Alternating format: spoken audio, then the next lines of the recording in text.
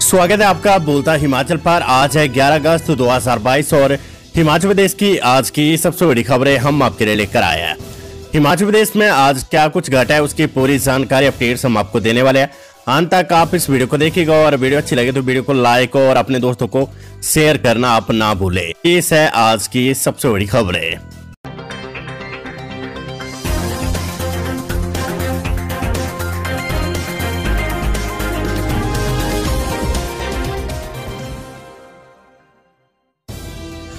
हिमाचल में बदलेंगे पे रिवीजन रूल्स, कैबिनेट ने नियमों में संशोधन को दी सशर्त मंजूरी।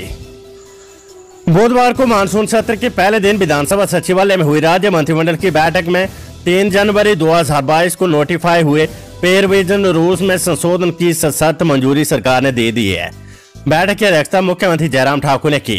इस बैठक में वित्त विभाग ने पे रिवीजन रूल्स में संशोधन का मामला कैबिनेट में चर्चा के लिए रखा।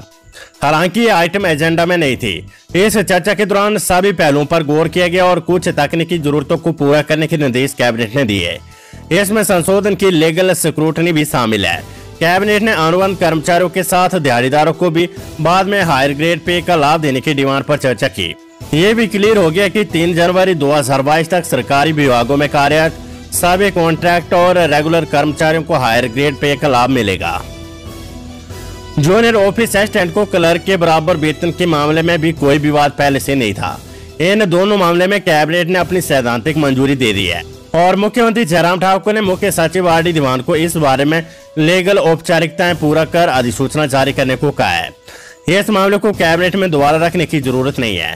कैबिनेट ने 2 दिन के बाद दोबारा बैठक करने का फैसला किया है। इसमें 15 अगस्त को मुख्यमंत्री जयराम ठाकुर द्वारा राज्य स्तरीय समारोह में की जाने वाली घोषणाओं पर मुहर लगेगी।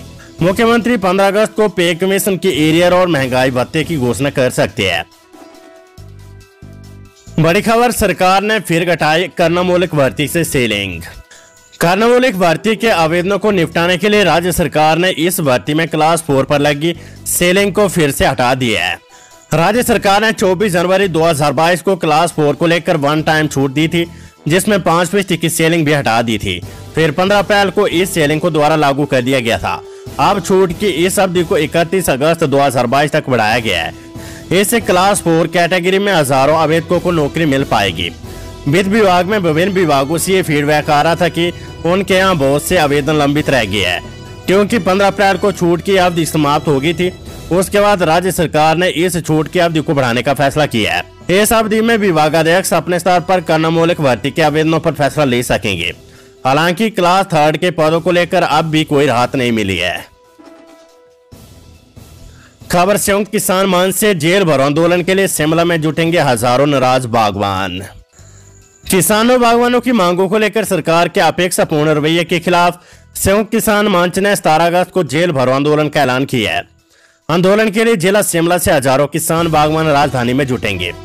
आंदोलन की तैयारियों के लिए संयुक्त किसान मंच ने ब्लॉक, तहसील और उपमंडल स्तर पर बैठकों के लिए तिथि निर्धारित कर दी है। संयुक्त किसान मंच के संयोजक हरीश चौहान और सह संयोजक संजय चौहान ने बताया कि किसान बागवान संकट में, लेकिन सरकार बेखबर बैठी है। सरकार की नींद तोड़ने के लिए जेल भरो आंदोलन शुरू करने का फैसला लिया गया है। मानसून सत्र के पहले दिन सदन में हंगामा, विपक्ष का अविश्वास प्रस्ताव चर्चा के लिए मंजूर। हिमाचल प्रदेश विधानसभा का मानसून सत्र बुधवार को शोकोदगार के बाद हंगामे के साथ शुरू हुआ। सत्र के पहले दिन कांग्रेस विधायक सदन में काली पट्टी पहनकर पहुंचे। विपक्ष ने सुबह कार्यवाही शुरू होने से पहले अविश्वास प्रस्ताव पर सदन में चर्चा करवाने के लिए विधानसभा अध्यक्ष को नोटिस दिया। नेता प्रतिपक्ष मुकेश अग्निहोत्री और विपक्ष के अन्य सदस्य अविश्वास प्रस्ताव पर चर्चा के लिए अड़े रहे। इस दौरान सदन में सत्ता पक्ष और विपक्ष की ओर से खूब हंगामा और नारेबाजी हुई। बाद में विधानसभा अध्यक्ष ने अविश्वास प्रस्ताव चर्चा के लिए मंजूर कर लिया। रक्षाबंधन पर आज एचआरटीसी की बसों में महिला यात्रियों को मिलेगी मुफ्त यात्रा की सुविधा। हिमाचल प्रदेश पथ परिवहन निगम एचआरटीसी की बसों में रक्षाबंधन पर 11 अगस्त को महिला यात्रियों को मुफ्त यात्रा की सुविधा रहेगी। एचआरटीसी प्रबंधन ने इस संबंध में एक पत्र भी जारी कर दिया है। इस पत्र के अनुसार महिला यात्रियों को मुफ्त यात्रा सुविधा प्रदेश के अंदर चलने वाली बसों में ही मिलेगी। महिला यात्री रक्षाबंधन पर गुरुवार सूर्योदय से सूर्यास्त तक बसों में मुफ्त यात्रा कर पाएंगी। मुख्यमंत्री जयराम ठाकुर बोले, टोल टैक्स से सरकार हर साल जुटा रही है 100 करोड़ रुपए का राजस्व। प्रतिवर्ष टोल टैक्स से सरकार लगभग 100 करोड़ रुपए का राजस्व संग्रहित करती है। इसका उपयोग राज्य सरकार द्वारा विभिन्न विकासात्मक योजनाओं के लिए किया जाता है। वर्तमान में सरकार द्वारा वित्तीय वर्ष 2022-23 के लिए 1 अप्रैल 2022 से 31 मार्च 2023 तक टोल यूनिटों का आवंटन नीलामी प्रक्रिया द्वारा 109 करोड़ रुपए में किया गया है। नियम 62 के तहत इंदौरा की विधायक रीता देवी द्वारा उठाए गए मामले के जवाब में मुख्यमंत्री जयराम ठाकुर ने बुधवार को सदन में ये जानकारी दी है। कैबिनेट मीटिंग FRBM एक्ट में संशोधन करने की तैयारी। नवनिवेश में भरे जाएंगे शिक्षकों के 22 पद। गंभीर वित्तीय संकट के दौर से गुजरी राज्य सरकार कर्ज लेने के लिए राजकोषीय उत्तरदायित्व एवं बजट प्रबंधन बिल FRBM में संशोधन कर सकती है। सूत्रों के अनुसार मुख्यमंत्री जयराम ठाकुर की अध्यक्षता में देर शाम हुई मंत्रिमंडल की बैठक में इससे संबंधित संशोधन के मसौदे को मंजूरी प्रदान की गई है। इस मंजूरी के बाद अब सरकार संशोधन विधेयक को मंजूरी के लिए मौजूदा मानसून सत्र में प्रस्तुत कर सकती है। सूत्रों के अनुसार डॉक्टर YS परमार बागवानी एवं वानिकी विस्तालय नोनी में सहायक प्राध्यापकों के समकक्ष 22 पदों को भरने की स्वीकृति प्रदान की गई है। इसके अलावा समीरपुर में जल शक्ति विभाग का उपमंडल खोला जाएगा, जिसकी मांग पूर्व मुख्यमंत्री प्रेम कुमार धूमल द्वारा वर्तमान मुख्यमंत्री जयराम ठाकुर से की गई थी। विधानसभा के बाद जल रक्षकों का प्रदर्शन, पुलिस के साथ हुई धक्का मुक्की। विधानसभा मानसून सत्र के पहले दिन जल रक्षकों ने विधानसभा परिसर के बाद प्रदर्शन किया, लेकिन देर शाम मुख्यमंत्री जयराम ठाकुर के आश्वासन के बाद जल रक्षकों ने आंदोलन को समाप्त कर दिया है। बुधवार को विधानसभा के मानसून सत्र के दौरान जल रक्षकों ने चौड़ा मैदान में सरकार के खिलाफ प्रदर्शन किया और जमकर नारेबाजी की। इस दौरान जल रक्षकों और पुलिस के बीच झड़प भी होगी। जल रक्षकों ने एक ही नारा लगाया, हक में लेकर काम करेंगे वरना पानी बंद करेंगे। पुलिस प्रशासन द्वारा भीड़ को नियंत्रित करने के लिए सुरक्षा बल तैनात किया गया था। TGT से प्रवक्ता पदोन्नति में देरी पर हाईकोर्ट सख्त, शिक्षा सचिव तलब। TGT शिक्षकों की प्रवक्ता पदों पर पदोन्नति के लिए DPC प्रक्रिया में हो रही देरी पर हाईकोर्ट ने सख्त रुख अपनाया है। प्रविंदर सिंह द्वारा दायर अवमानना याचिका की सुनवाई के दौरान न्यायाधीश अजय मोहन गोयल की एकल पीठ ने 7 जनवरी 2022 को पारित निर्णय की अनुपालना न होने पर आगामी 22 अगस्त को शिक्षा सचिव को स्वयं हाईकोर्ट में उपस्थित होने का आदेश जारी किया है। कोर्ट ने 7 जनवरी 2022 को पारित निर्णय में स्पष्ट किया कि TGT शिक्षक रविंदर सिंह व ऐसे अन्य शिक्षक को इतिहास विषय में रिक्त पड़े प्रवक्ता के पदों पर पदोन्नत करे।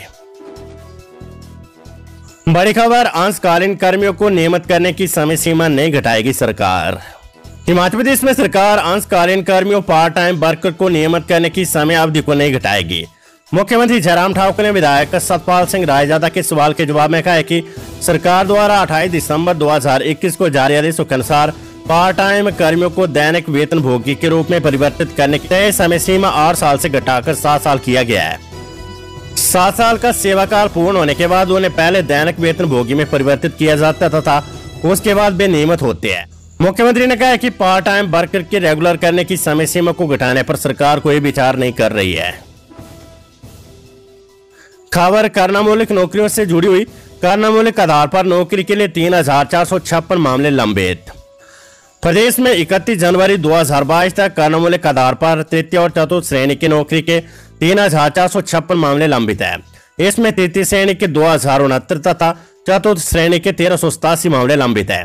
ये जानकारी मुख्यमंत्री जयराम ठाकुर ने विधानसभा में विधायक विनय कुमार, विधायक राकेश सिंह, विधायक पवन काजल तथा विधायक संजय अवस्थी के संयुक्त सवाल के लिखित जवाब में दी है। सतपाल रायजादा के एक अन्य सवाल के जवाब में मुख्यमंत्री ने बताया कि SPTDC ने अपने 8 होटलों, रेस्तरां आदि को चलाने के लिए आउटसोर्स या लीज पर दिया है। हिमाचल कैबिनेट का फैसला, भवन निर्माण का एक बार पास नक्शा अब हमेशा के लिए मान्य, जबरन धर्मांतरण पर 1 लाख रुपए जुर्माना। हिमाचल प्रदेश में अब एक बार भवन निर्माण के लिए नक्शा पास करवाने के बाद हमेशा के लिए मान्य होगा। नक्शा पास करवाने के बाद अब कभी भी भवन का निर्माण किया जा सकेगा। इनमें व्यावसायिक भवनों के नक्शे भी शामिल है। इसके अलावा अब जबरन धर्मांतरण पर 1 लाख रुपए तक के जुर्माने का प्रावधान होगा। बुधवार को विधानसभा परिसर में मुख्यमंत्री जयराम ठाकुर की अध्यक्षता में हुई कैबिनेट की बैठक दोनों संशोधन विधेयक के ड्राफ्ट को मंजूरी दी गई है। ड्राफ्ट इस मानसून सत्र में इस सदन में पेश होंगे। सरकार कर्ज लेने की सीमा भी बढ़ाने जा रही है। लंपी वायरस 58 पशु की मौत, 1000 संक्रमित, सोलन, सिरमौर, शिमला जिले में सबसे ज्यादा मामले। हिमाचल प्रदेश में पशु में होने वाले रोग लंपी वायरस का संक्रमण लगातार बढ़ता जा रहा है। लंपी वायरस से अब तक 58 पशु की मौत हो चुकी है। वहीं 1000 के करीब पशु इस वायरस की चपेट में है। पशुपालन विभाग के अधिकारियों का कहना है कि इस वायरस का संक्रमण प्रदेश के 3 जिलों में सबसे ज्यादा है। इनमें सोलन, सिरमौर, शिमला जिला है। इन तीनों जिलों के अलावा अब पशुपालन विभाग की ओर से बिलासपुर और हमीरपुर जिले से भी मध्य प्रदेश के निषाद लैब के लिए सैंपल भेजे गए हैं। हालांकि इनकी रिपोर्ट आनी अभी बाकी है। 44 दिन 182 मौतें, 672 करोड़ रुपए व्यय। प्रदेश में बरसात से 86 मकान जमींदोज, 299 घरों को हुआ नुकसान। हिमाचल प्रदेश में गुरुवार को भी बारिश का दौर जारी रहेगा। मौसम विज्ञान केंद्र शिमला की ओर से बारिश को लेकर येलो अलर्ट जारी किया गया है। इस दौरान प्रदेश के कई जिलों में बारिश के आसार है। तेज बारिश की संभावना को देखते हुए लोगों को सतर्क रहने को कहा गया है। शुक्रवार और शनिवार को हिमाचल में हल्की बौछारें गिर सकती है। हिमाचल प्रदेश में मानसून की बारिश 672 करोड़ रुपए की सरकारी और गैर सरकारी संपत्ति को तबाह कर चुकी है। बरसात में जल शक्ति विभाग को 331 करोड़ रुपए और पीडब्ल्यूडी को 326 करोड़ रुपए का नुकसान हुआ है। हिमाचल में धीमी पड़ी कोरोना की रफ्तार। प्रदेश में एक्टिव केस 4526 नए मामले, 1 की मौत। हिमाचल प्रदेश में कोरोना वायरस का संक्रमण जारी है। हालांकि पिछले कुछ दिनों से कोरोना के रिकवरी रेट में सुधार हुआ है, लेकिन प्रदेश में संक्रमण दर अभी भी 11% के आसपास है। प्रदेश में कोरोना के एक्टिव केस पहले जहां 5500 पार कर गए थे, तो वहीं अब इनकी संख्या 4000 के करीब आ गई है।